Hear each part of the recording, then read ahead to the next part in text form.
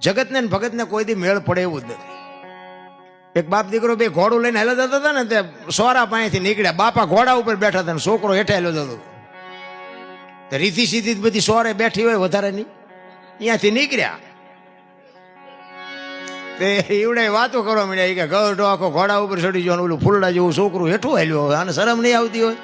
એટલે બહાર નીકળીને પછી બાપા કે બેટા તું સડી જાય, હું હેઠો ઉતરી જાઉં. એટલે બધા વાતો કરતા હતા ને, છોકરો સડી ગયો. બીજું ગામ આવ્યું ને, એ કે જુવાન આખો ઘોડા ઉપર ચડો, ઓલા ડોહાના બજારના ટાંટિયા તોડો, આને શરમ નહીં આવતી હોય.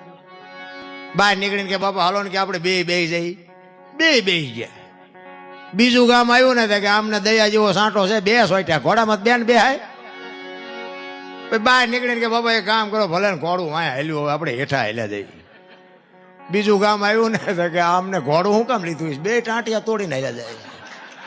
હવે આ દુનિયાને તમે ક્યાં ફૂગો ભલા મના, ક્યાંય બાબુ મેળ જ નથી આવે એવું. દુનિયા બે રાખે તો એમ કે આમને શું મફતનું ખવડાવવાનું, અને વેકી નાખે ને તો એમ કે પણ આમને કોઈ નહીં દીધું હોય ખડબડ, વેચી જ નાખે ને ભૂખ્યા મરી જાય.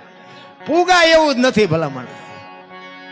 હું તો એમ કહું બાબુ કોઈને ઉપયોગ ન થાવ તો કઈ નહીં, પણ કોઈને કમસે કમ નડો નહીં ને તોય મારો નાથ નોંધ કરે.